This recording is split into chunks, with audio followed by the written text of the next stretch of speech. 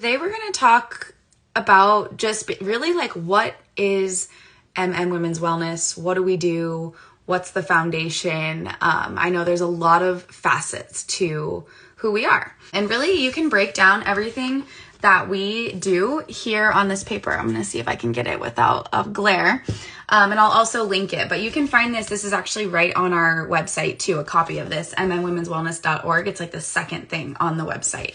But our model of care breaks down to where woman is at the center right here, and there's only 3 other phases to it.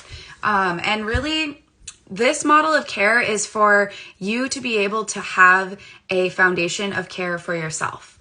And so obviously there's all different types of self-care or even care providers out there in the world that have different belief systems. And so this is kind of what I have found on my own journey to work for me. I've have the whole spiel that so many women have, right? Diagnosed with autoimmune early, was on birth control for a long time in my life. And as I've unraveled that, this is kind of the basics that I've come back to. So in our little model of care, woman is at the center, and the next circle on the line is the sun cycle. And so I think the first thing that we need to look at is what is happening in our daily routines, right? This isn't something that we haven't heard before. Everybody always talks about this. Master your mundane, talk about your daily routines. But really, if we look at how the sun cycle is broken down, each time period of the day has an element along with it. And this is an Ayurvedic principle. If you're familiar with Ayurveda, it's the sister science of yoga. And really you can break down a lot of our elements of being based on these 3 doshas. And so in our daily schedule, if you go to the network and look up just like elemental scheduling, you'll find articles and things on it. But we're breaking down our schedules based on how much energy is available to us in nature throughout the day. And that's based on where the sun is at and how much energy the sun is providing for us. So mastering the mundane has to do with knowing what's going on in the sun cycle and basing your routine around it, right? And then the next thing is going to be the moon cycle. And for us as women, we might not cycle exactly with the moon anymore, but the moon cycle is in correlation with what's going on in your body. The moon does a rotation. It takes about 28 and a half days, and the woman's menstrual cycle is about 28 days long on average, give or take a few. So if we break down what's going on, that also tells us how much energy is being provided to our bodies. Now, our ancestors, before we had lights and electricity and all of the things to change our circadian rhythms, they did cycle with the moon. And you might have heard of like red tent theories where women would gather in red tents, and that's because most people cycled together along with the moon, and it had to do with our circadian rhythm.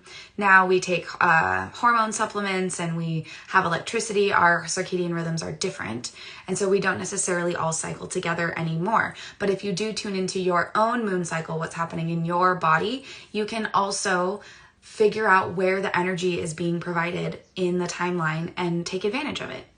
And then the last thing is going to be aligning with the Earth's rhythm, right? So we talked about the sun cycle, that's mastering your daily mundane. The moon cycle, mastering your woman's well-being, knowing what's going on in your body, being in tune with that. And the Earth's rhythm is actually going to take us back to those elements, and it's going to be seasonal alignment. So just like we talked about how each of your days of the week has a element, right, to the time, the hours. The same thing is true for your seasons. So right now we're moving into winter, and we're noticing, right? Everybody complains about it on social media. The sun starts to go away sooner.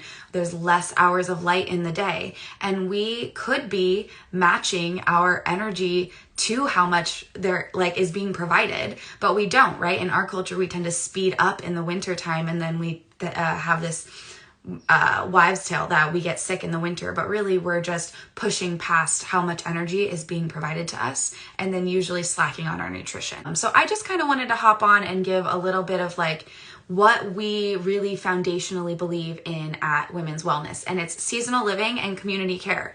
So it's really matching your energy output with what is being put in, as above, so below, as within, so without, and then also finding the space to find the people that know or can relate to what you're doing and give you that support. Whether that is, to me in a community, it's not one person gives the support, right? There's not this like hierarchy like that. For us, what it looks like is these open conversations. And so often when you come to my classes, you'll even hear me say things like, please don't let this be me speaking at you. Hop in the comments, just pop out and talk to me, because I want this to be a collaborative space where we can all share our stories and be heard. Because A, that's one way to heal, is just have our stories heard. And then B, there's so many people sitting silently watching your videos or sitting in the room, somehow made it into this space, but they're not saying what they think. And when you share your story or you share how you've been touched, you create that ripple effect for them without them having to speak up until they are ready to. So that's really kind of a basis of the Wise Woman model of care.